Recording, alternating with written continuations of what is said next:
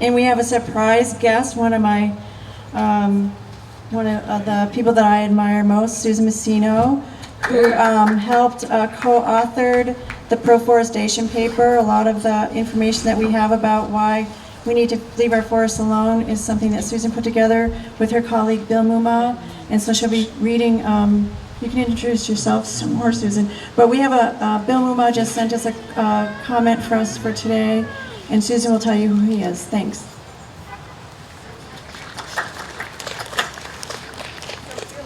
Thank you, Janet, and thank you for organizing this great event. I wasn't planning on saying anything, just to come as a citizen and enjoy the great music that I know you're all going to enjoy as well. But when you really care about something, you step up and do whatever it is you have to do, whenever it is you need to do it. So I'm here today as a citizen, but I'm also here as a Grange member who cares deeply about farmland and have been very concerned about what's happening to our farmland. We should be paying farmers to do what farmers do best, and that's grow food and be part of our community. So I really want to emphasize, we all need to fight for our land in our communities because no one else is going to do it for us. I want to underscore what Bill Stubblefield said about the dual crises in climate and in biodiversity. And the IPCC and the IPBES, the Biodiversity International Group, just had a joint workshop. Unfortunately, for the first time ever, finally the climate people are talking to the biodiversity people at the international level.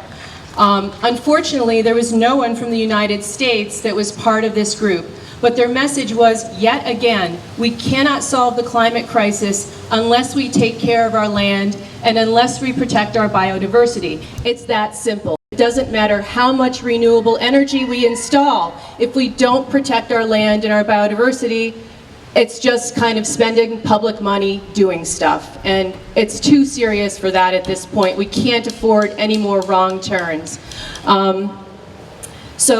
In my real life, I'm a neuroscientist, and I've recently been working on forests and brain health.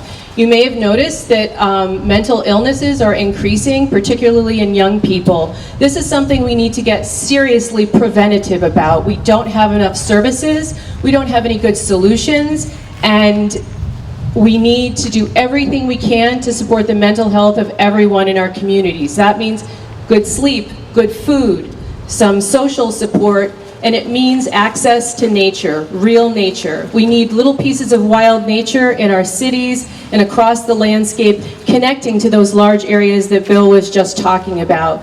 Everyone should be able to access a piece of real nature. I am going to read a statement that I got this morning from Dr. Bill Muma, my co-author on the Pro-Forestation Paper. I co-authored that as a neuroscientist with a climate scientist and an ecologist, because our two crises we have right now are in the climate and in our ecology, our biodiversity. Those are people that we need to be listening to more than anyone who has any conflict of interest whatsoever. And we also need to consider our health, because if we don't keep our brains in good shape, we can't really enjoy our lives or what our potential is, or solve any of these complex problems. All right, enough about my little unexpected soapbox, but I wanted to share those thoughts with you. Dr. Bill Muma is a 5-time IPCC author. He's an expert on looking at forests and carbon and wetlands and carbon. He's the Emeritus Professor of International Environmental Policy at Tufts University and the co-director of the Global Development and Environment Institute, an institute that he founded. And so he's been looking at the climate for many decades. He's trained as a chemist. I'm trained as a biologist. And here's his statement that he wanted to share with you today. He was unable to be here in person, but he absolutely supports this cause. To halt the rise in heat-trapping gases in the atmosphere, we must stop emitting carbon dioxide from burning fossil fuels and wood and from clearing forests. To reduce carbon dioxide, we must grow our existing forests more and restore those that we have lost. We need solar panels to replace burning fossil fuels and burning wood to make electricity. Solar panels belong on rooftops and wastelands. They do not belong on permanently deforested lands. Thank you.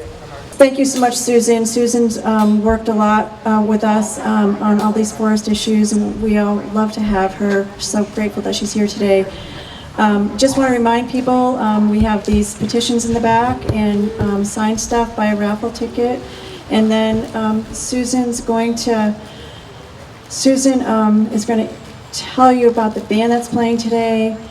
Susan, and we'll have a little break for a sound check. All right, back to my fun personality.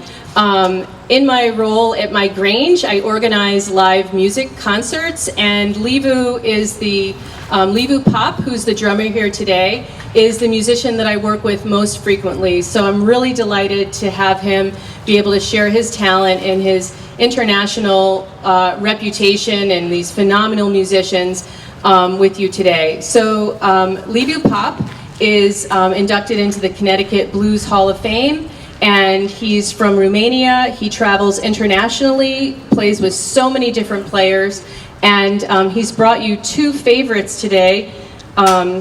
Neil Vitullo, who's phenomenal. I mean, I watch him on YouTube when I'm not doing anything else, so that tells you something, and I don't watch YouTube that often.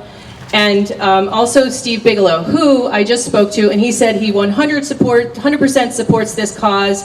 So it's really great to have such phenomenal musicians here today that also support what we're working towards. So thank you everyone for coming, and I'm sure when the music starts, more people will start coming down from the street. I think they're going to do a little sound check. And please make sure that you visit the booths and sign up to get more information, sign the petition, and just try and meet each other and, you know, have a great day and a friendly, fun time. Thank you.